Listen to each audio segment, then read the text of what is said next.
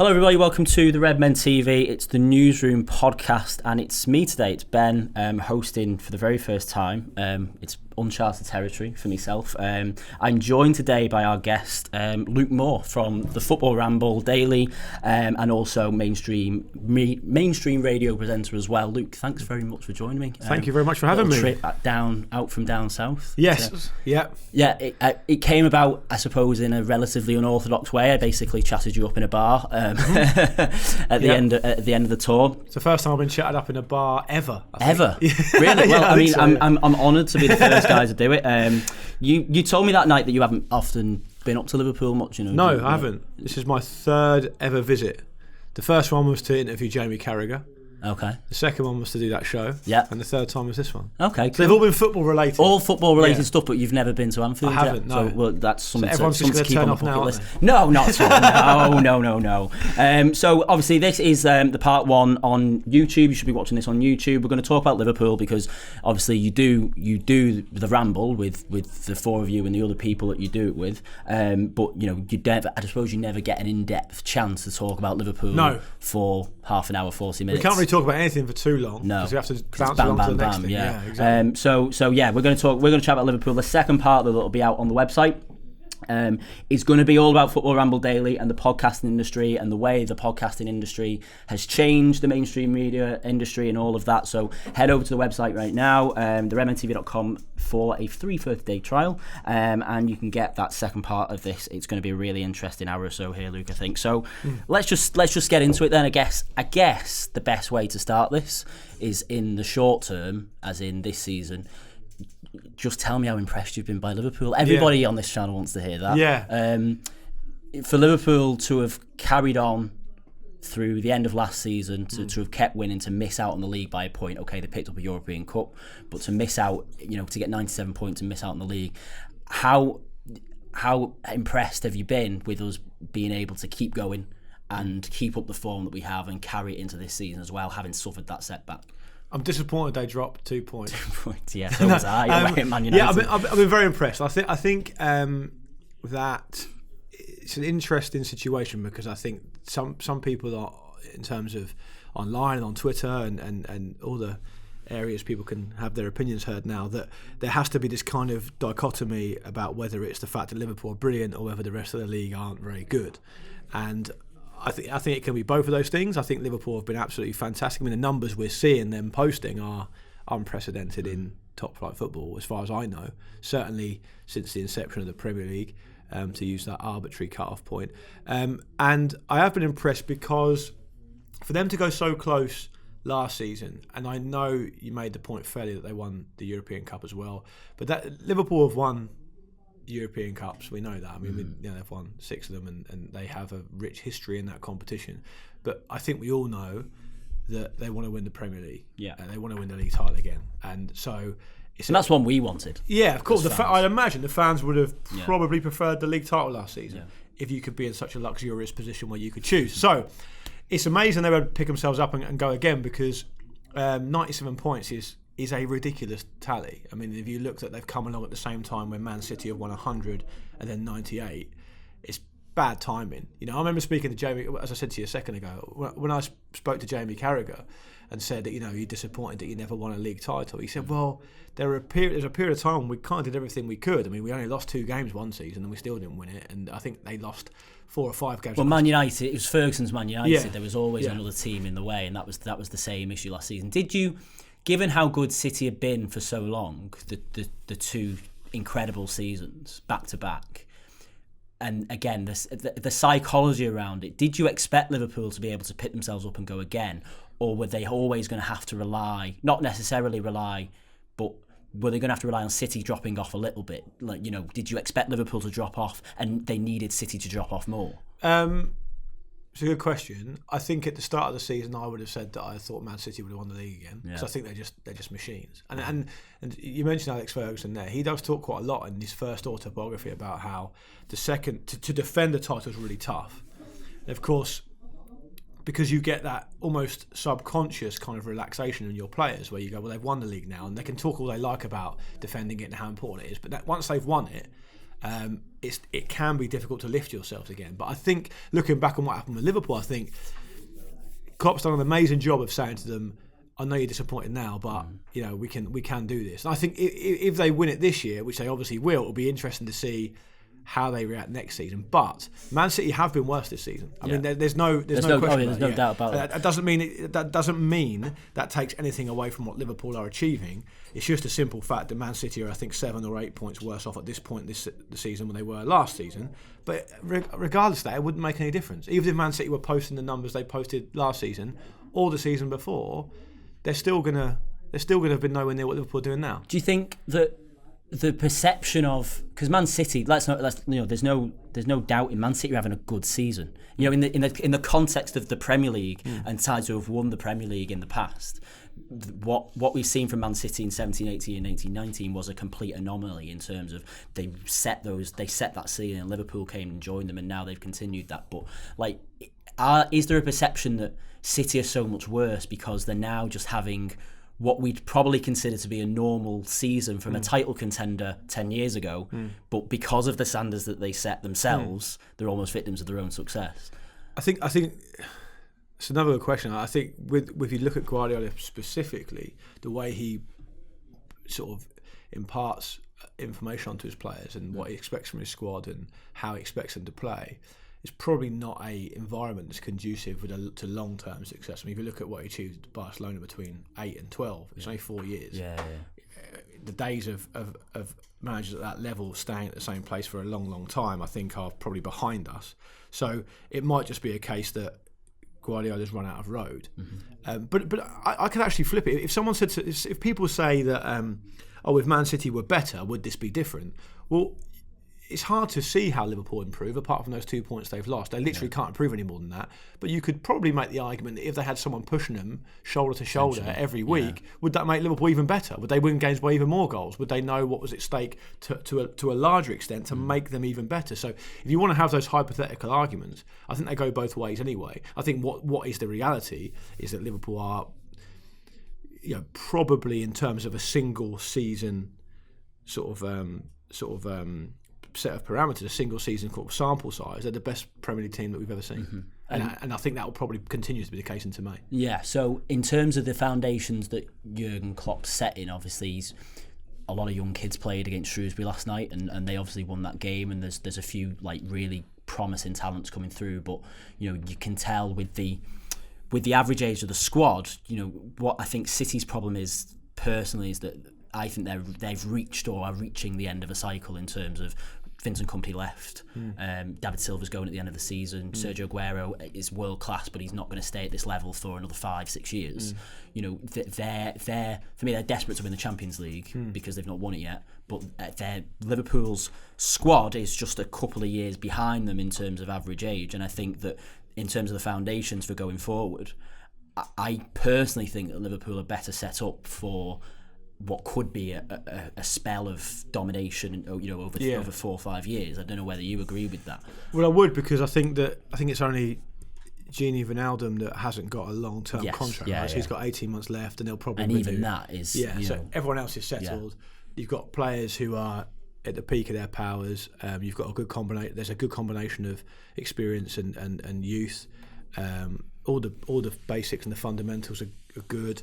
The detail is good. I mean, you look at how there's kind of, I think there's a few main areas about the detail. Klopp's importance that he's placed upon things like throwing coaches, making this pitch a different style so they can play more conducive to a passing thing. I mean, I remember a couple of years ago there was complaints about the pitch. It wasn't he completely tore it up. It wasn't staying wet. It wasn't able to. And I think he's been backed by the ownership in order to make those kind of improvements. But also, what he's done really well is he's shown that what's important to a club like Liverpool is kind of an emotional intelligence as well. Like not just because if you look at Guardiola, because he's the other great coach around in the Premier League at the moment, is he able to tap into the emotional kind of experience of Manchester City?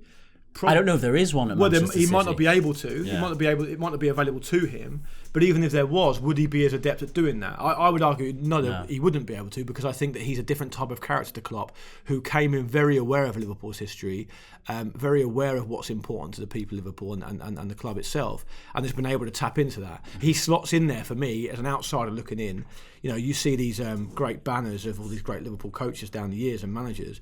He slots in there. I mean, he fits perfectly in there. Yeah. He wears his heart on his sleeve. He understands what the club means to the city, and he's tapped into that rich history. So all those things have added up to the fact that obviously it helps. They've got a brilliant team and a lot of good players, but it's all part of the whole. It's all one package. Yeah, I think as a neutral fan and as somebody who, like, because we get people in here and they mainly tend to be Liverpool correspondents, but even on the other shows that we do, they tend to be fans of Premier League clubs. So for somebody who's supporting a team outside of the Premier League and can look at the Premier League almost completely neutrally, when talk about the points you were just making there, when Klopp first arrived, everything that you said there, we could see relatively early on as Liverpool fans. We could see what he was trying to do because we're closer to it. Yeah. It was that something that you could spot. But if you think about like the famous pictures of the West Brom, thanking the cop in front of and that was mocked at the time. Yeah. But could you see the idea, especially as a journalist,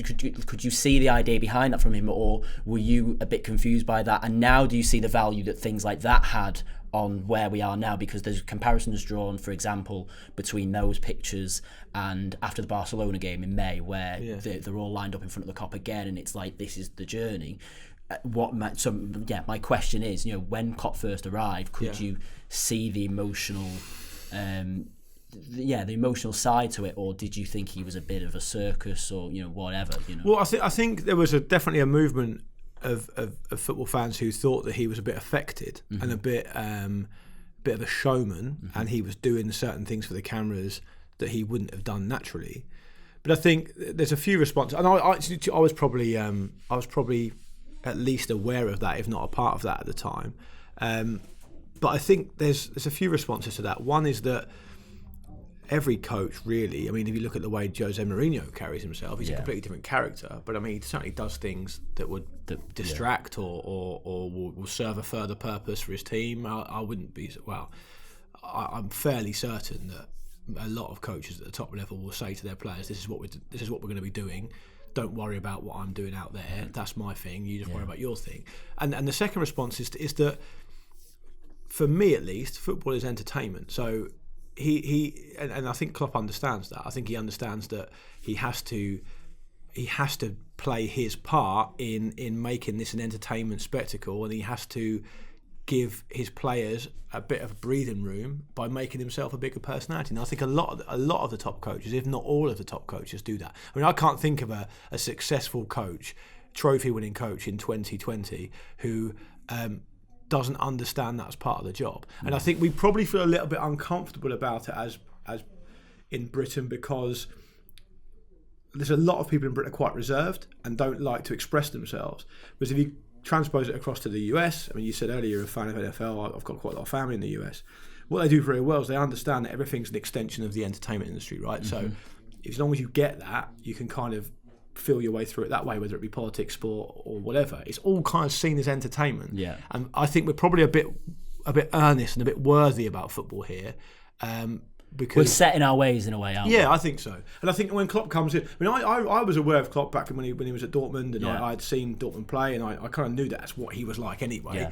Yeah. It was just a case of, wasn't there some kind of clip where he was seen doing one thing, and then when he saw the cameras on him, he was doing something else? But I mean, even if that was the case, I mean, it doesn't really matter, does it? There's what he does like to do is at the end of a big game, or you might have seen it on Twitter and stuff, he'll fist pump towards the cop. Yeah. But he was doing that long before. He genuinely was doing that long before the cameras picked it up. And he does always still do it Saturday 3 o'clock when there aren't as many cameras on the pitch at the end. He'll still do it. Like when we beat Leicester in October, we beat them with a last minute penalty, and that was Saturday 3 o'clock. So it's not. I genuinely believe that a lot of what he does, it isn't for the cameras. But I think you're right in the sense of he knows.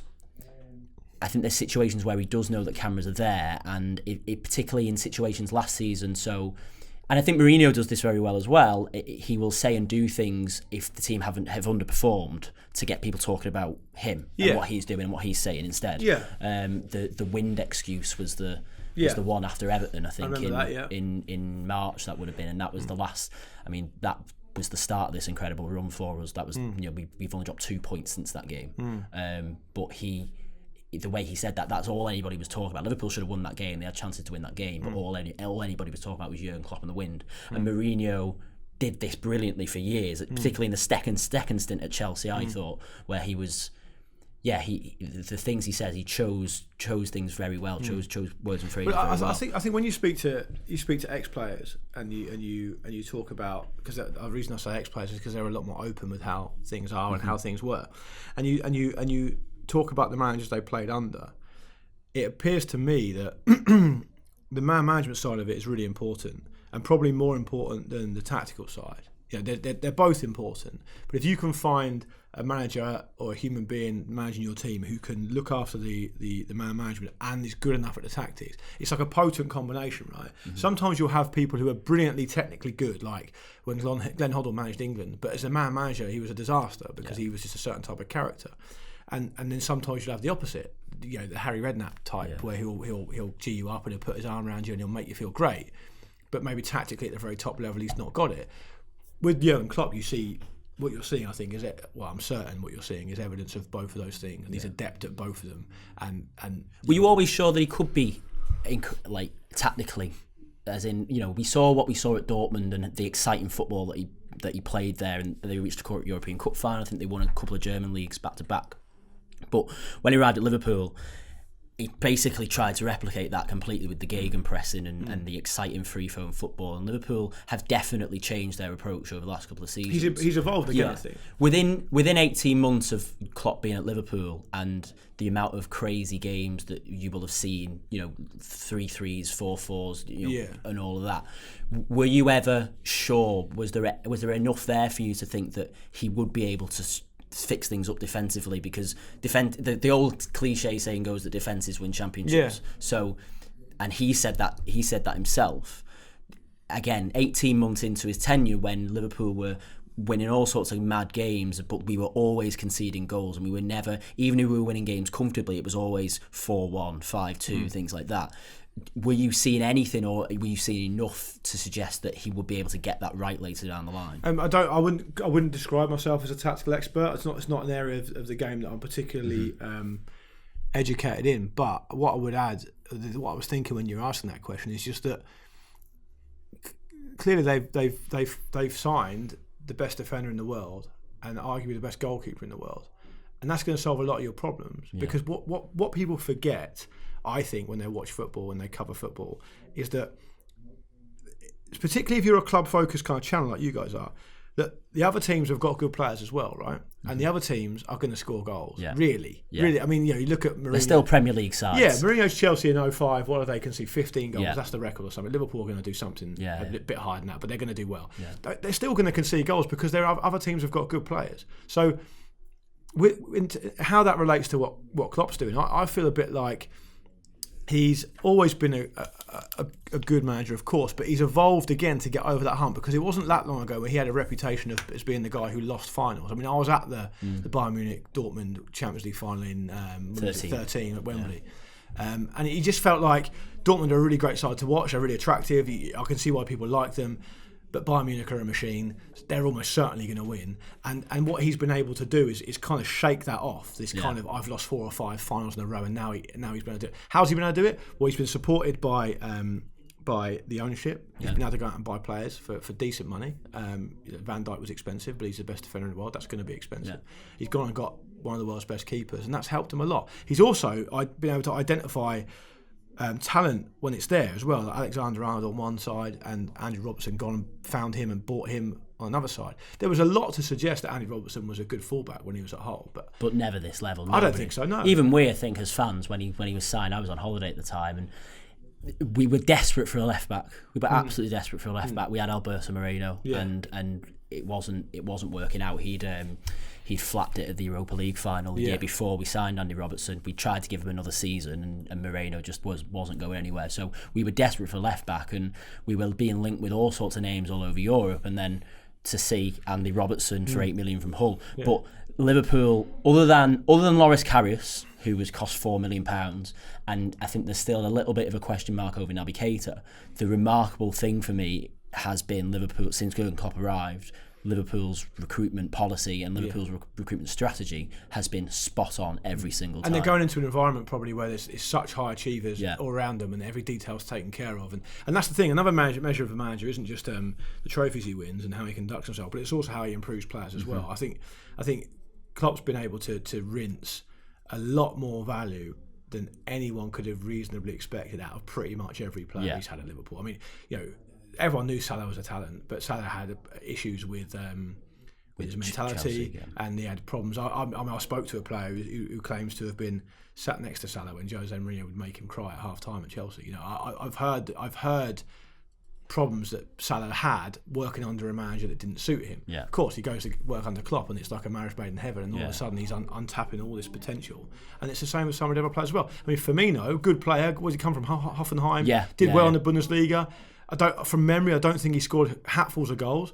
Yet he's coming in. Well, he was a Brendan Rodgers signing. He arrived that summer, and the problem that Brendan Rodgers had, I think, again, you got to give him credit for making the sign, I suppose. But up until Klopp arrived, we didn't really know what he was. We didn't know if he was an out-and-out 9 or a number 10, or even if he was a wide player. And then Klopp has obviously designed a system that suits him perfectly, and we now know exactly what he is. He's I'm convinced that when we look back on this Liverpool team, there will be the Roberto Firmino role, because I don't think that anybody plays. Roberto Firmino wouldn't be as effective in any other team in the world, but no other striker would be quite as effective as he is in our position. So the debate about strikers in the Premier League, so you've got Harry Kane, you've got Aguero, you've got Aubameyang, you've got whoever. You can't necessarily just quantify, well, would you swap Roberto Firmino for Sergio Aguero? No, because it's not. It's a different role. It's a completely different thing, and I think that is something that Klopp has done very well. He's moulded a player who we weren't convinced really of him and what he was doing. He didn't score while Rodgers was in charge. And he's designed a system that benefits him brilliantly. But across the whole of the squad, there's one player that I do want to talk to you about, and that's Jordan Henderson. Yeah. Because you obviously a massive England fan as well, so you get the benefits of Jordan Henderson at sporadic periods of the year, and sometimes in summers. Just tell me a little bit about what you thought, I'd say, over the last 12 months, because Liverpool, when they signed Fabinho, they kind of let Jordan Henderson off the leash a little bit. He was playing the number 6 role in Liverpool's system for a long time, and he wasn't brilliant. It was good, but Fabinho came in, and it was clear once Fabinho embedded into the side that he was going to be a class above, really, in terms of defensive midfielder. It allowed Henderson to bomb on and play one of the 2-8s in the 4-3-3, and since then he's flourished.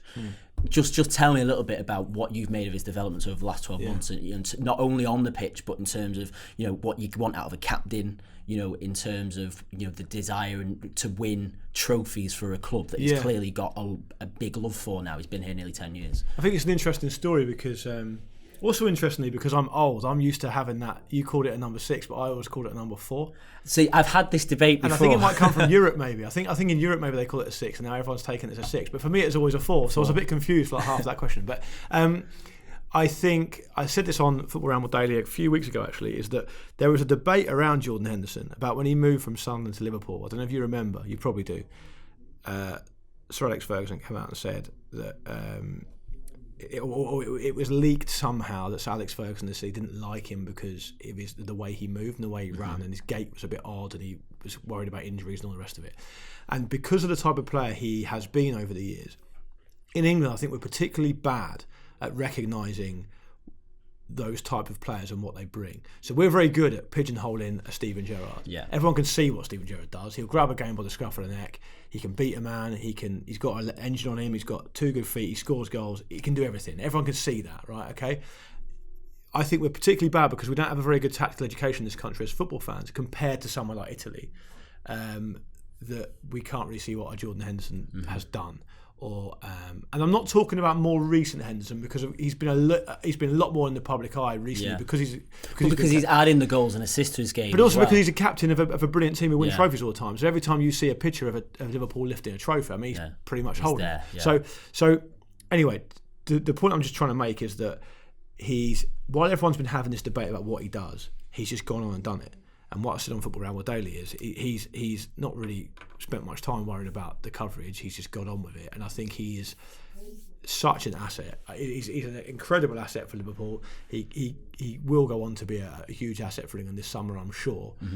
And again, it's just a testament of Klopp being able to unlock his potential, having better players around him as well is obviously going to help, and him moving into that role which is more suited for him. Because it's interesting because he then ended up having to drop back because Fabinho got himself injured over the Christmas period, and even then he's been at the top level. It's almost as if he's been learning from playing underneath a world-class defensive midfielder. He'd come back, and when Fabinho got injured, I think it was in the Napoli game in November, everybody was a bit like, that's a key player, but we've not missed him at all, to the point where the Henderson's been playing so well that you're almost saying to Fabinho, you just take your time. You just get yourself fit. One of the things that when you mentioned that move back into that role, the thing that I think of is I remember when that happened, and I remember thinking I didn't really appreciate his range of passing. He's almost like a quarterback when he plays. It never was like that again.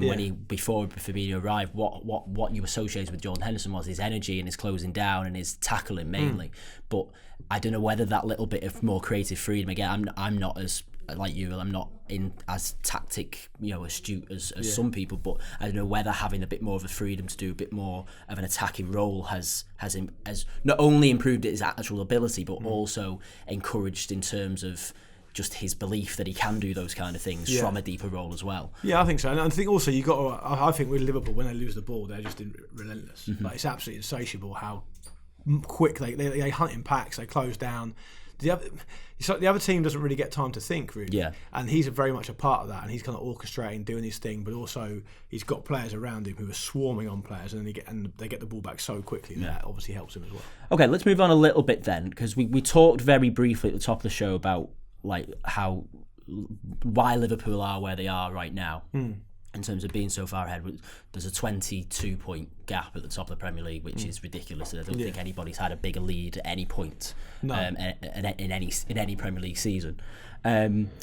But there's a perception that the league's been poor, and we talked a little bit specifically about Manchester City, but the generally accepted top six, if you like, have dropped off a little bit. I think Arsenal mid-table, Man United are struggling and stuff.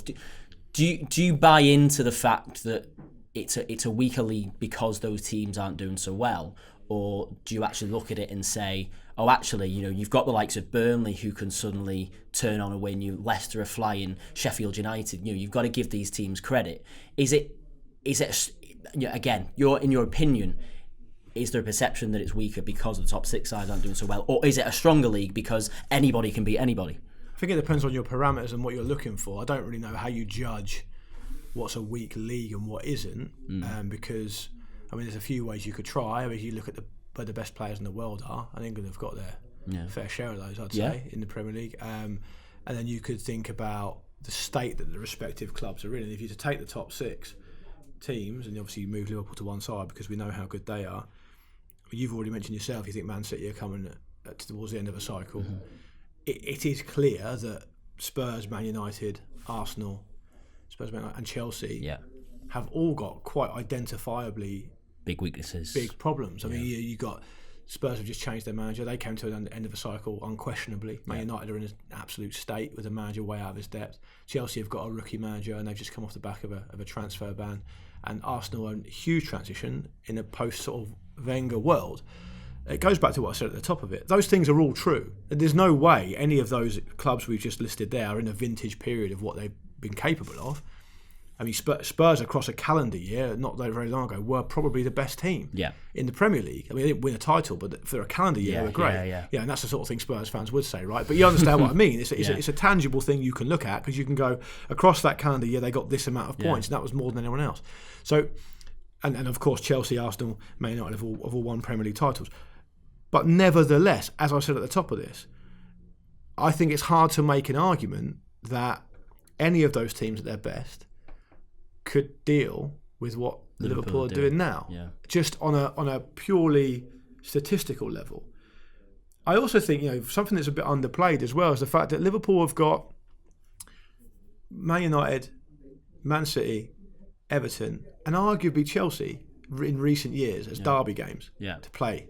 So that makes it hard as well. A lot of tough games to play. A lot's made of Spurs' situation about their derby games. They have Arsenal, they have West Ham, they have Chelsea. They have a lot of kind of local derby games that are fiercely contested. And does that hurt them or does that help them? I think it probably does make it harder because you've got. I mean, are Everton going to want Liverpool to win the league at Goodison Park? Oh, absolutely not. No. I imagine they're going to fight tooth and nail for that. So when you're up there, you're there to be shot at. So I think it's both those things. I don't know how to judge whether it's a vintage Premier League or not. I think every other team apart from Liverpool in the Premier League this season is capable of turning in dreadful performances. But I can't really remember if that was been the case every year. I mean, it probably has at some point. So why do you think that there's these shouts of a weak league? I don't know, from my experience, and again, everybody on Twitter, and this is the problem, Twitter ends up living in their own little bubble, right? Yeah. So for me, though, 2 years ago, when it was Man City and their 100-point season, and they were 19 points or whatever it was ahead of Man United in second. It was 19, yeah. These shouts weren't there. It was just about how good Man City were and how good Man City have been. Yeah. So what do you think the difference is? It's a good question. Don't know. I'm not sure. I think Twitter's not real life. That's important to understand. And I think that there's a narrative that Liverpool have never won the Premier League. And I think a lot of people quite enjoy that. Yeah. If you ask me at the start of the season, would it be funny if Liverpool didn't win the league this season? I'd probably say yes.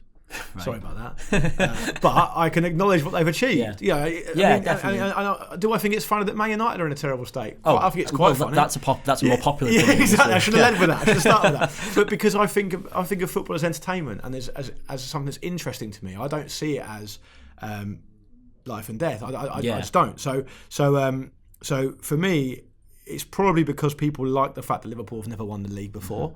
Since the Premier League's inception. Of course, it's not happened since 1990, so that will be part of it.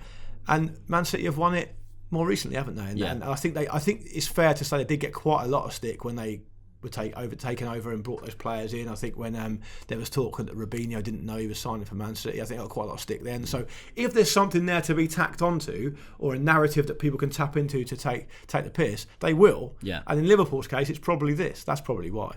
So in general, again, it's important. You've said there, Twitter isn't real life, but again, we all live in our bubbles. And for Liverpool fans on Twitter, there is a little bit of a reputation that, the unbearables. The term has been thrown around about how unbearable it'd be. It'd be awful Liverpool in the league because they won't stop going on about it. Even though pretty much every argument from every rival fan for the last 5 years has just been in the form of a Gerrard slip gift. Of course. So if you poke the bear, it's going to bite eventually, right? But you obviously living outside the north and living down and working and living in London. What's your experience of not only Liverpool fans yourself, but also the perception of Liverpool fans? Like in general, the average guy, is the reputation of Liverpool fans as it seems, or like do most neutral fans kind of do they have a problem with Liverpool in the league? I think Liverpool fans need to understand Liverpool's role in English football. I mean, Liverpool's role in English football is as we could sit here and have a debate about who's the bigger club in England, Liverpool or Man United, and I'm sure I'll be persuaded in the current company that it's Liverpool. And if I went right over the road and spoke to Man United, they'd probably better convince me it's Man United. But the point is, they are the two biggest clubs. So when you're up there, you're there to be shot at. And so what does that mean? Well, that means that if you're big and you're out there and you're winning things, one, everyone's going to have an opinion of you, and you have to get used to that. Two, that there's going to be a far bigger fan base. Well, what does that mean? Well, that means there's probably going to be far more idiots. So you could probably find a lot more insightful Liverpool fans about Liverpool because there's a lot more fans. But you get on the other side of that, you can find a lot more unbearable. Am I allowed to swear on this? Yeah. Unbearable dickheads who probably you read a fellow Liverpool fan saying some stupid shit and go, oh God, that's the last thing we need because that's giving us a bad name. So when people go hashtag unbearables, I would say they're probably referencing that part of the fan base who are just a bit cringe. Well, there are probably thousands of cringe Portsmouth fans But no one cares because Portsmouth are tiny compared to Liverpool. There's nowhere near the size of a fan base. If I go down to Fratton Park and watch Pompey, sometimes I'm surrounded by people who I personally think don't know what they're talking about. But there's not that many of them. There's not a voice. There's not a and platform. if I asked you who Portsmouth's manager is, you might be able to tell me, but most people probably wouldn't be able to tell me. No. So, and you have to get used to your role, right? So when Portsmouth play Arsenal in the FA Cup in a couple of weeks at home, I think we've got a good chance. But people aren't going to think about Portsmouth for the rest of the season outside of that game in the FA Cup because they've got a big draw against a big Premier League team. Do you see what I mean? So it's about understanding and accepting the role. If you want all these trophies, and you are going to get all these trophies, sometimes you're going to get people having a pop at you. It's as simple as that. And do you think, for example, and we want to talk about the VAR stuff a little bit because the perception has been that Liverpool have benefited from VAR perhaps more than others. Now, there's been a whole survey to disprove that theory. But again, it's another one of those narratives, isn't it, that Liverpool, that fans will, I suppose, create in order to shoot at Liverpool. Because for me, Liverpool, the reason it's perceived that Liverpool have benefited so much from VAR this season is because when VAR decisions have gone against us, we've just gone and won the game anyway because we're that good. But people my take will be slightly different, but it doesn't detract from your point, which is that if you're a team who's dominating the league to that extent, you're probably getting a lot more of the ball. You're probably making a lot more chances. So there's probably going to be a higher percentage chance that you're going to get some decisions, or because there's going to be more of those decisions. So the people who are complaining about Liverpool getting good VAR decisions, they're probably not thinking about the decisions that went against Liverpool in VAR wise, but there's just so many of them that the ones that benefit Liverpool are going to be remembered because there's more of them, I expect. And the other thing is that, to add to that, there was one against Southampton where Andy Robertson passed the ball back to the keeper and it wasn't picked up. Yes. Now, to me, that was a poor decision, right? To not give a free kick. Yeah, the back pass was there. It's my opinion. The back pass was there. The keeper picked it up. It should have been an indirect free kick, right? That's one thing. Is that why Liverpool won 4-0 at Southampton? No, of course not. It isn't. So you can talk about that all you want. That's the most recent one. There's been others.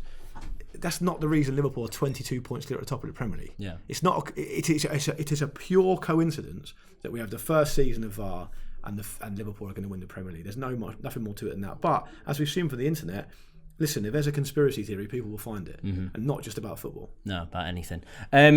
For me, we did our final word this morning for the Shrewsbury game last night. I didn't expect to win last night. I thought it was going to be a really big opportunity for the kids and stuff, and it was going to be a good experience for them. But in the end, I just thought the physicality of men basically coming up against these kids was going to do it. Liverpool, as it happens, go and win 1-0. They're still in the FA Cup.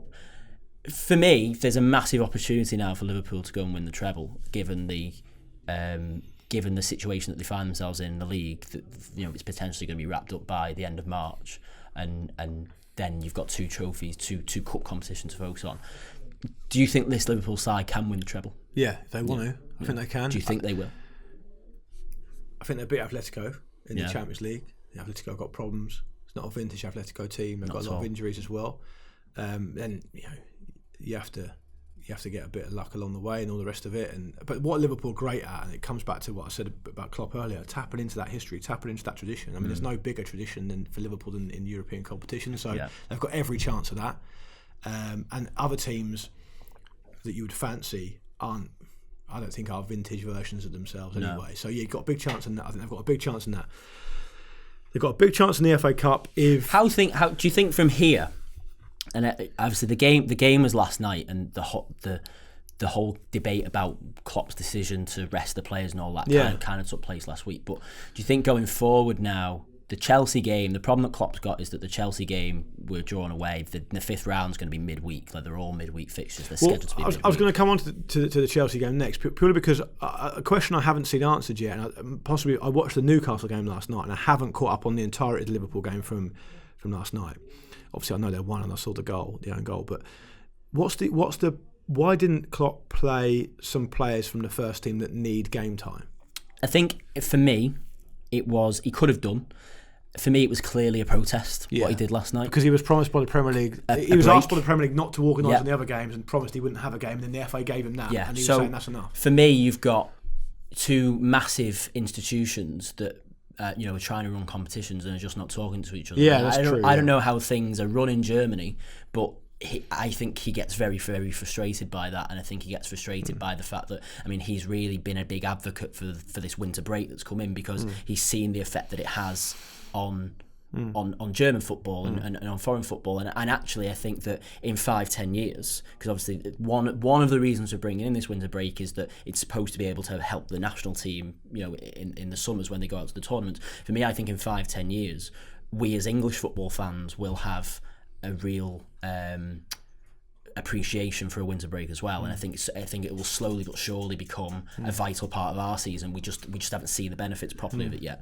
But yeah, for me, I think it was a real protest in terms of, I've got these players, and for what it's worth, I kind of agree. I think, you know, James Milner was in and around the squad last night, but he does need minutes. He's not played since the 5th of January. Fabinho's another one, but, you know, we're injured over Christmas. He's kind of had his break. I know he's been injured, but he's had a break. He probably wants to keep the kind of team spirit, everyone together. I think so, yeah. But regardless, I mean, they won the football match anyway. So, but I think the Chelsea game is an interesting one. I was just going to say, purely because I feel like with Chelsea at the moment, you never really know what you're going to get. And if you get Chelsea on a good day, it's going to be a tough game. Yeah. Depending on how Klopp approaches it. But you're right to say, I think the key point is that they should have this league wrapped up. I mean, they know they've won it. They just won't tell anyone. So they should have this league wrapped up very early, and then there is a chance to go and to replicate what United did in '99, and to kind of write your. I mean, they're going to write their name into history anyway, but in a bigger way. So do you think find that irresistible? For that Chelsea game, do you think Klopp has got to change his whole approach then, in terms of, because that's sandwich? I'll tell you now, that's sandwich between an away game at Watford and a home game versus Bournemouth on the Saturday, 2 Saturdays. Yeah, he's got the next 4 Liverpool games in the league. Pretty straightforward. So if we keep going, we can win the league on the 21st of March at home to Palace. And that's just if we win the next 6 games. There's nothing Man City can do about that. So that cup game will be a little bit early. It won't quite be mathematically done yet. But what I'm saying is, what I feel is that week, if you've got Bournemouth on the Saturday at home, I would rather go to Chelsea, you know, with a strong team and rotate on the Saturday. And I think that's the attitude. I think Klopp's got to change his attitude now, personally. But Ben, that kind of taps into what the club feel like is the priority, and you probably have a better insight into that than me, which is that the priority is the league. The priority is getting the league sorted. But do they want to go undefeated in the league, or do they want to win as many trophies? I don't know. I want to win as many trophies as I can. I'm not as bothered. I mean, I think we can do it all. I think we can win it. I think we can win at least 2 trophies, and I think we can go unbeaten and we can get 100 points. But it wouldn't upset me if we didn't get 100 points and we lost 1 game and we got a treble. These are nice problems to have. You know what I mean? I'll pick between the two. So going forward then, you said at the top of the show that in the context of one season and the way this season's turned out, Liverpool are one of the best Premier League teams ever. I think if it carries on, I'll be clear on that. If it carries on as it is carrying on, they'll be the best single Premier League team, single season ever.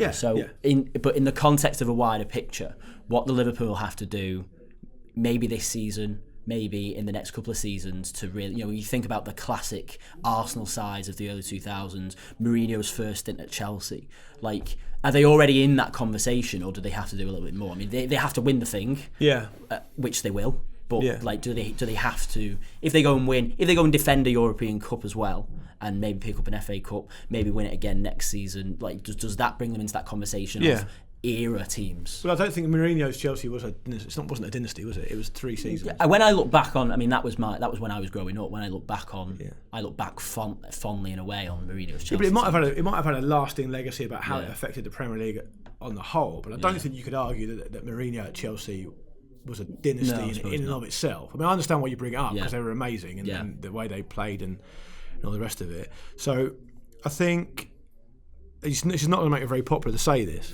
But the defining team in the Premier League era at the moment is Manchester United, right? From what they achieved under Alex Ferguson. What they did very well, and what Ferguson did very well, was he strengthened the team from a point of strength. And that gave them so many advantages, because they weren't buying because they had to buy. So that meant that if it didn't come off the player they were targeting, it wasn't the end of the world. It also meant the team they were buying from knew they didn't necessarily need that player, so they wouldn't drive as hard a bargain. And it meant that it kept the other players on their toes all the time. What Liverpool need to do is, first of all, they need to secure Klopp and his successor kind of as a succession plan, which I'm sure they've probably already done. They need to strengthen in bits and pieces where they feel like they can from a position of strength. every single player is going to want to go to Liverpool pretty much now. Yeah. They've got to get that right, and then they can secure it. But I don't think you can. I think you've got you've got Ferguson's United and Wenger's Arsenal. I know that people would argue, possibly fairly, that Arsenal didn't win enough Premier League titles in the time Wenger was there. But if you look at how he revolutionised the whole of English football, I do think that's suitable to be called a dynasty. And then you've got the invincible season as well.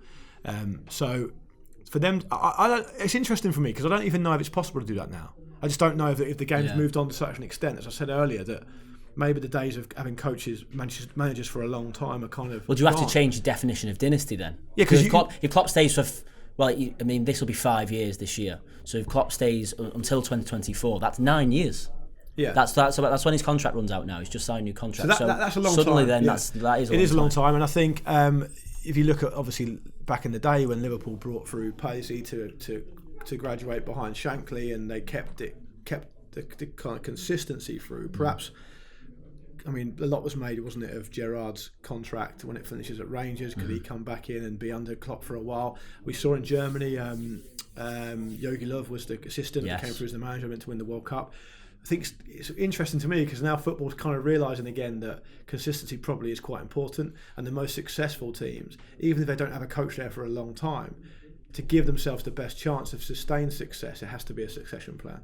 And if they do that, it doesn't have to just be about Klopp, it can then be about the club in general. And I think they're almost uniquely positioned, not just because they're a huge club, that they're always going to be able to attract players of some level because of the history, but they've also got a better ownership model than Manchester United. Man United have all sorts of problems. There's all sorts of issues. So there's no one positioned like Liverpool in the country to be able to do that. So if anyone can do it, I guess the answer is that Liverpool can. Liverpool, yeah. Okay, well, thanks very much, Luke. Thanks for having me. It's been great chatting to you about how good the Reds are. I know. Not sure there'll be a lot of not at all. The more interesting stuff, I believe, is coming in the next show. So that's going to be over on the redmentv.com. I'm going to talk to Luke all about Football Ramble Daily, how that started, how that's developed over the last 13 years. Yeah, 13 years. Yeah, it's a long old time. Yeah.